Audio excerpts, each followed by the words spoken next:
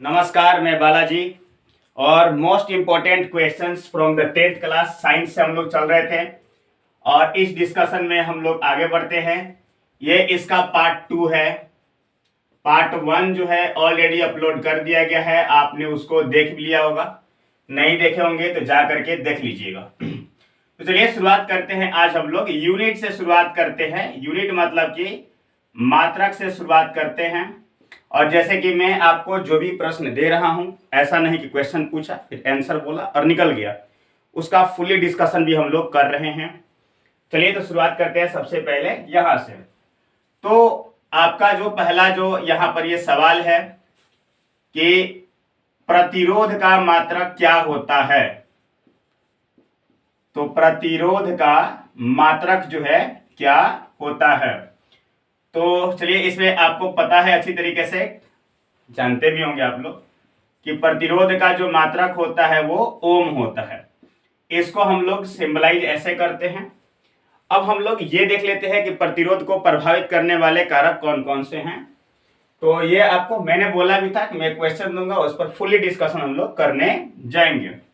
तो प्रतिरोध को जो हम लोग आर से सूचित करते हैं। प्रतिरोध का जो सूत्र होता है R बराबर V बटे में I होता है।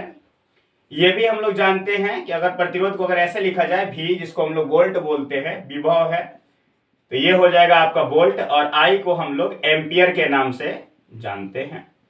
तो वोल्ट पर एम्पियर को जो है हम लोग ओम के भी नाम से जानते हैं। ये इस तरीके से इसका सिंबल जो है दिया जाता है। तो ये हो गया हमारा वोल्ट पर एम्पियर ओम। अब इसमें और देख लेते हैं, जैसे कि मैंने बोला कि प्रतिरोध को प्रभावित करने वाले कारक कौन कौन से हैं। ये देख लीजिए, जैसे कि मान लीजिए कि आपके पास इस तरीके का कोई चालक है, कोई तार है, और इसकी जो लंबाई है वो है L, और इसका जो क्षेत्रफल है, एरिया ऑफ जो है क्रॉस सेक्शन, मतलब अनुप्रस्थ काट का जो क्षेत्रफल है वो A है, और इसकी प्रतिरोधकता रो है। प्रतिरोधकता के बारे में आप जानते हैं, प्रतिरोधकता बराबर क्या हो जाता है, रोह बराबर इसका जो यूनिट हो जाएगा वो कितना हो जाता है, ओम पर मीटर। मतलब कि हाँ, ओम पर मीटर इसका क्या हो जाता है, प्रतिरोधकता का मात्रक हो जाता है। अब इस रूप में अगर देखा जाए तो प्रतिरोध का जो सूत्र हो जाता है वो क्या हो जाता है, प्रतिरोधकता गुने चालक की लंबाई बटे में ए, माने अनुप्रस्थ काट का क्षेत्रफल। और फिर अगर आपको सिर्फ रोह निकालना हो तो R इंटू ए बटे में क्या हो जाता है, L हो जाता है। प्रतिरोध को हम लोग क्या बोलते हैं, ओम बोलते हैं। एरिया का हो जाएगा मीटर स्क्वायर और बटे में मीटर, और ये कट गया और ये आपका आ गया ओम मीटर। तो ये मैं थोड़ा गलती कर गया था यहाँ पर, तो ओम मीटर इसका हो जाएगा। ठीक है। अगर प्रतिरोध के सिंबल की बात करेंगे हम लोग, तो प्रतिरोध का सिंबल इस तरीके से होता है। अगर चालक की लंबाई बढ़ाएंगे तो प्रतिरोध बढ़ेगा, अनुप्रस्थ काट का क्षेत्रफल बढ़ाएंगे तो प्रतिरोध बढ़ेगा। अब अगले मात्रक की ओर हम लोग बढ़ते हैं कि अगला मात्रक हमारा क्या है। तो प्रतिरोध का तो मात्रक आपने देख लिया। अब तेजी से देखते हैं। सबसे पहले यहां पर बात करेंगे किसका किसका मात्रक क्या क्या होता है। फिर बात करते हैं करंट के बारे में, मतलब कि धारा के बारे में। तो धारा का जो मात्रक होता है वो क्या होता है, एम्पियर होता है। इसका सिंबल ये वाला होता है, ए होता है। I बराबर पता है आप लोगों को कि Q/T लिखा जाता है, मतलब कि कूलम्ब, COULOMB कूलम्ब, और सेकेंड, तो कूलम्ब पर सेकेंड को जो है हम लोग एम्पियर के नाम से जानते हैं। फिर अगली बात करते हैं हम लोग विभव के बारे में। विभव का मात्रक क्या होता है, तो विभव का जो मात्रक है वो हो जाता है आपका वोल्ट हो जाता है। इसको V से लिखा जाता है, और V बराबर आपको पता है कि W/Q लिखा जाता है। W जहां पर ये वर्क है तो इसको जूल लिखा जाएगा, और Q को कूलम लिखा जाएगा, मतलब जूल पर कूलम को वोल्ट कहा जाता है। इसके बाद बात करते हैं हम लोग शक्ति का, कि शक्ति का मात्रक क्या है। शक्ति को जो है P से सूचित करते हैं, और इसका मात्रक होता है आपका वाट, और यहां पर इसको W लिखेंगे। क्लियर है। और P बराबर जो सूत्र होता है VI होता है। कहीं कहीं पर P बराबर आपको V स्क्वायर बटे में R भी मिल जाएगा, और कहीं कहीं पर P बराबर आपको I स्क्वायर R भी मिल जाएगा। क्लियर। शक्ति हो गया, धारा हो गया, विभव हो गया, शक्ति हो गया।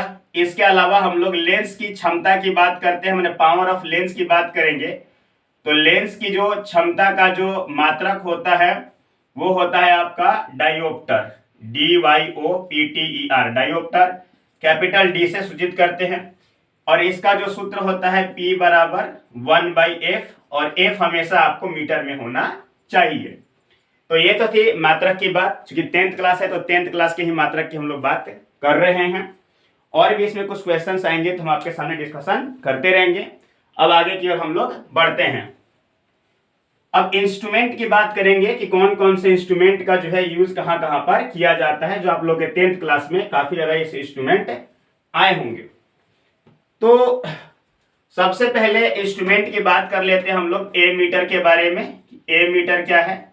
दूसरी इंस्ट्रूमेंट की बात करेंगे हम लोग कि वोल्ट मीटर क्या है, इसको वोल्ट मीटर लिखते हैं। तीसरा जो इंस्ट्रूमेंट आने वाला है इसको हम लोग बोलते हैं मोटर, MOTOR, मोटर। चौथा जो इंस्ट्रूमेंट आने वाला है उसको बोलते हैं जेनरेटर। और यूजेस की बात चल रही है तो हम लोग इसमें कॉनकेव मिरर को भी ऐड कर लेते हैं। हिंदी इंग्लिश में सब में यही बात बोलते हैं। कॉनकेव मिरर को जो है हम लोग अवतल दर्पण के नाम से जानते हैं। पांचवा जो है आपका हो जाएगा कॉन्वेक्स मिरर। कॉन्वेक्स मिरर कहने का मतलब कि उत्तल दर्पण का यूज देखेंगे, ठीक है। छठा नंबर हम लोग बात करेंगे कॉन्वेक्स लेंस की, कि कॉन्वेक्स लेंस क्या होता है, उत्तल लेंस का उपयोग कहां पर किया जाता है। और सातवें ये क्या हो गया, 5, 6, 7 और ये आपका 8, तो ये हो जाएगा आपका कॉनकेव लेंस, ठीक है।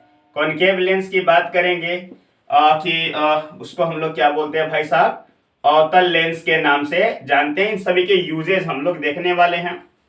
और ये 9 नंबर में स्फिग्नोमीटर, स्फाइगैनो, शायद ऐसे कुछ करके इसका स्पेलिंग है, स्फाइगैनोमीटर, ठीक है। ये शायद आपको ब्लड प्रेशर मापता है जी, एडिटर को बाद में देख लेंगे हम लोग।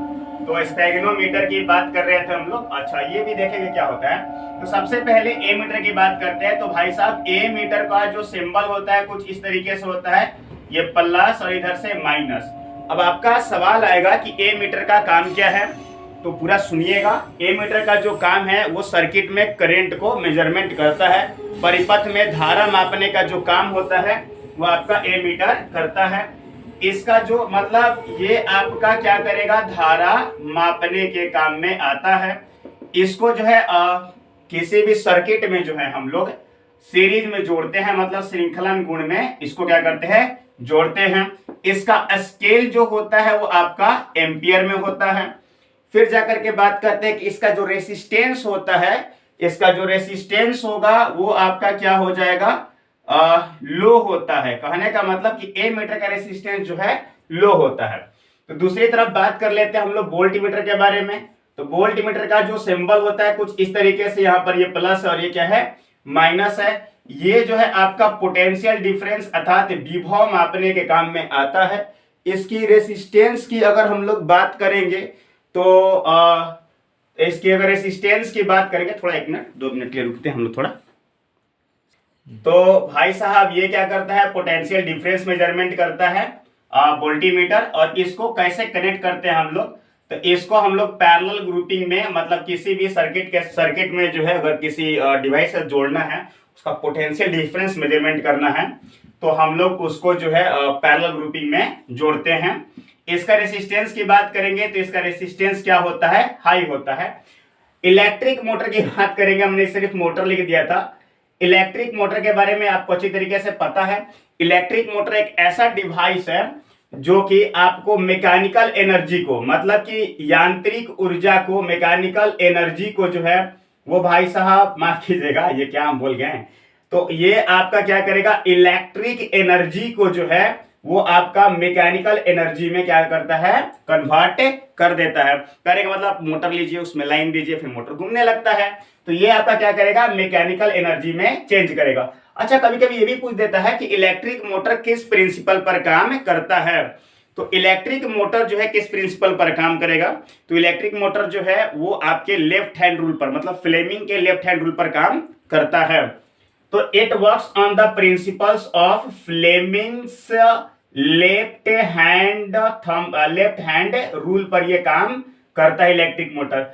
अब आप कमेंट बॉक्स में बताओगे 3rd नंबर करके कि इलेक्ट्रिक मोटर का यूज कहां कहां पर किया जाता है। ठीक है, इलेक्ट्रिक मोटर का जो है कहां कहां यूज किया जाता है। इसके पहले मैंने पार्ट 1 में भी बहुत कुछ पढ़ाई थी। ये जो है पार्ट 2 आपका चल रहा है, गलती से इधर लिखा गया है, कोई बात नहीं। तो ये पार्ट 2 चल रहा है। तो ये आपका हो गया इलेक्ट्रिक मोटर फ्लेमिंग्स के लेफ्ट हैंड रूल पर काम करता है। जनरेटर, और जनरेटर में हम लोग बात करेंगे इलेक्ट्रिक जनरेटर की बात करेंगे। तो ये क्या करता है भाई साहब, ये मैकेनिकल एनर्जी को इलेक्ट्रिक एनर्जी में चेंज करता है। इसके बारे में क्या जानते हैं कि ये जो है जनरेटर जो है एसी करंट देता है। फिर इसके अलावा ये फ्लेमिंग के राइट हैंड रूल पर काम करता है। तो भाई साहब ये रहा फ्लेमिंग्स के राइट हैंड रूल पर काम करेगा। अब इसके बाद एक इंस्ट्रूमेंट की बात करते हैं, कॉनकेव मिरर। कॉनकेव मिरर का यूज कहाँ किया जाता है, दाढ़ी बनाने वाले दर्पण के रूप में, मतलब शेविंग मिरर के रूप में करते हैं हम लोग। फिर जाकर गाड़ियों के हेडलाइट में करते हैं, मैंने पार्ट 1 में भी ये बातें बता रखी है। फिर जाकर के सोलर कुकर में करते हैं, टॉर्च में करते हैं, ठीक है ना। तो वहां पर कॉनकेव मिरर का यूज किया जाता है। कॉन्वेक्स मिरर का यूज मैंने भी पार्ट 1 में ही बता रखा था कि वहां पर कॉनकेव मिरर का जो यूज कीजिएगा, कॉन्वेक्स मिरर का जो यूज है, मतलब उत्तल दर्पण का जो उपयोग है वहां पे स्ट्रीट लाइट में किया जाता है और साइड मिरर के रूप में भी किया जाता है। कॉन्वेक्स लेंस के बारे में मैंने बता रखे हैं कि इसका जो यूज है वो आपके फार साइटेडनेस अर्थात दूरदृष्टि दोष में किया जाता है, और कॉन्केव लेंस का जो यूज है वो आपका निकट दृष्टि दोष में किया जाता है, और स्फेग्नोमैनोमीटर का जो यूज है ब्लड प्रेशर मापने के लिए किया जाता है। अब आगे बढ़ते हैं कुछ अगले क्वेश्चंस के साथ। तो ये तो थे इंस्ट्रूमेंट, बहुत सारे इंस्ट्रूमेंट है, बट अभी जो है इतना पर हम लोग काम चलाते हैं। आगे जब पार्ट 3 आएगा तो और डिस्कशन हम लोग करेंगे। तो बने रहिए मोस्ट इंपोर्टेंट क्वेश्चंस के साथ, और जितना भी हो इसको शेयर कीजिए ताकि दूसरे लोगों को भी ये पूरा डिस्कशन आपको समझ में आए कि आखिरकार आगे क्या हो रहा है क्या नहीं हो रहा है। अब आते हैं थोड़ा हम लोग इसमें क्वेश्चंस डिस्कशन कर लेते हैं और ज्यादा। जैसे कि भाई साहब अब बात करेंगे हम लोग कुछ फिजिकल फिनोमिनन की। फिजिकल फिनोमिनन क्या बोलते हैं, फिजिकल फिनोमिनन, इतना लंबा नाम। फिजिकल फिनोमिनन का मतलब भौतिक घटनाएं, भौतिकी जो है इसकी हम लोग घटनाएं की बात करेंगे। मतलब इसमें हम लोग डिस्कशन करेंगे कि जो आपका जो सराउंडिंग में जो 10th क्लास में जो टॉपिक्स दिए गए हैं, जो घटनाएं घटती है आखिरकार क्यों घटती है। तो चलिए इसमें हम लोग पहले नंबर पर बात करते हैं तारों का टिमटिमाना। ठीक है, ट्विंकलिंग ऑफ स्टार, तारों का टिमटिमाना। तो यहां पर हम लोग क्या बात कर रहे थे, ट्विंकलिंग ऑफ स्टार। चलिए थोड़ा ये देखिए, तारों का टिमटिमाना, इसको डिस्कशन करेंगे। तो सबसे पहले ये बात कर, अगर हम ये बोलूं कि तारे टिमटिमाते नहीं हैं, आप बोले हैं किताब में तो पढ़ाया गया तारे टिमटिमाते नहीं हैं। टिमटिमाते नहीं है, तारे टिमटिमाते हुए नजर आते हैं। अब कैसे नजर आते हैं थोड़ा देखिएगा। तो सबसे पहले भाई साहब हम लोग कर क्या रहे हैं कि मान लीजिए कि ये जो है तारा है, चूंकि जेनविन ऐसा तारा होता नहीं है बट मैं आपसे बना दे रहा हूं। तो होता क्या है कि ये है तारा और आप है नीचे धरती पर। तारे और आपके आंखों के बीच का जो दूरी होता है, देखिए ये क्वेश्चन से बन जाएगा तारे क्यों टिमटिमाते हैं, और यहां से आप लोगों को ये भी बात आप लिख दीजिएगा कि वायुमंडलीय अपवर्तन के कारण तारे टिमटिमाते हैं। और पूरा कहानी को हम लोग समझते हैं कि वायुमंडलीय अपवर्तन के कारण जो है ये एडिटर बोलता है कि स्पेलिंग थोड़ा ये हो गया, ऐसा कोई बात नहीं है। चलिए फिजिकल जो है इंसिडेंट भी मान लेते हैं कि जो भी मान्य फिनोमिनन है इसको आप लोग सुधार लीजिएगा। तो यहां पर क्या हो जाएगा कि जो तारे जो हैं वो क्यों टिमटिमाते हैं इसके बारे में हम लोग बात कर रहे हैं। टिमटिमाते हुए नजर आते हैं कैसे, तो हम लोग जानते हैं पहला रीजन तो क्या हो जाएगा, तारों का टिमटिमाने का पहला रीजन है वायुमंडलीय अपवर्तन। क्लियर है, इन्वायरमेंटल रिफ्रैक्शन। अब टिमटिमाने का क्या रीजन है, अब टिमटिमाने का रीजन क्या है कि तारे और हमारे आंख के बीच की दूरी काफी ज्यादा है। अब उसमें आ जाता है आपका वायुमंडल, और वायुमंडल के तापमान में जो है परिवर्तन होते रहता है। जब वायुमंडल के तापमान में परिवर्तन होगा तो वो कभी हवाएं जो है आपकी सघन होगी, विरल होगी, और उनसे जो तारों से आने वाली जो प्रकाश है जो हमारी आंखों तक पहुंचेगा वो क्या होगा, हट हट करके दिखाई देगा, अर्थात तारे टिमटिमाते हुए नजर आएंगे। इसको थोड़ा सा आप लोग वीडियो को पीछे करके सुनेंगे तो पूरा का पूरा लिखा आ जाएगा। तो ये हो गया तारों का टिमटिमाना। फिर बात करते हैं कि जब सूर्य जो होता है वो आपको उगने से 2 मिनट पहले और डूबने के 2 मिनट बाद भी दिखाई देता है। क्यों? तो ऐसे समझिए कि ये हमारा पृथ्वी है, और जब सूर्य जो है क्षितिज पर होता है तो इधर से सभी रंगें तो निकलती हैं, लेकिन सबसे पहले जो है लाल रंग, जिसका तरंग दैर्घ्य अधिक होता है, तो लाल रंग का तरंग दैर्घ्य अधिक होने के कारण जो है वो 2 मिनट पहले ही हमारे आंखों तक पहुंच जाता है, और डूबने के बाद भी जो है वो क्या होता है 2 मिनट तक आपको दिखाई देता है। तो इसके पीछे है लाल रंग का क्षितिज पर होना, मतलब कि सूर्य का क्षितिज पर होना, और लाल रंग हमारे आंखों तक 2 मिनट पहले पहुंच जाती है, इसीलिए तारे हमें टिमटिमाते हुए नजर, माफ कीजिएगा, सूर्य जो है उगने से 2 मिनट पहले और डूबने के भी 2 मिनट बाद तक आपको दिखाई देता है। ठीक है ना, और रेड कलर का यही रीजन है। फिर इसके बाद है अगला, तो हम लोगों ने सूर्य के बारे में डिस्कशन कर लिया। थर्ड नंबर पर चलते हैं कि आकाश का रंग नीला क्यों होता है। तो ये बात है कि आकाश का रंग जो है नीला क्यों होता है, नीला दिखाई देता है। इसके पीछे का क्या कारण है कि प्रकाश का प्रकीर्णन। तो सबसे पहले इसका मेन रीजन है स्कैटरिंग ऑफ लाइट, कि प्रकाश का जो है प्रकीर्णन। तो पहले इस वर्ड को समझते हैं कि प्रकाश का प्रकीर्णन है क्या। तो जब भी अब इसका डिफिनेशन सुन लीजिए कि जब भी प्रकाश जो है किसी कण से टकराती है तो विभिन्न दिशाओं में क्या करती है, वो परावर्तित हो जाती है। प्रकाश की इस घटना को प्रकाश का प्रकीर्णन कहा जाता है। अब ये समझिए कि पहले तो हम ये समझते हैं कि आकाश का रंग नीला क्यों होता है। तो ये हो गया हम लोग का कि प्रकाश के प्रकीर्णन के कारण जो है आकाश का रंग क्या हो जाता है, नीला हो जाता है। अब इसके पीछे का लॉजिक समझिए। ये है पूरा का पूरा पृथ्वी का ये वायुमंडल। तो जब इधर से सातों रंग क्या करते हैं, एंट्री लेते हैं, कहां पर, पृथ्वी के वायुमंडल में, तो सब रंग परावर्तित नहीं होते हैं, मतलब सभी रंगों का प्रकीर्णन नहीं होता है। जो पूरा एकदम आसमान होता है सिर्फ वहां पर नीला रंग का ही प्रकीर्णन हो पाता है, इसीलिए आपको आकाश क्या करता है, नीला दिखाई देता है।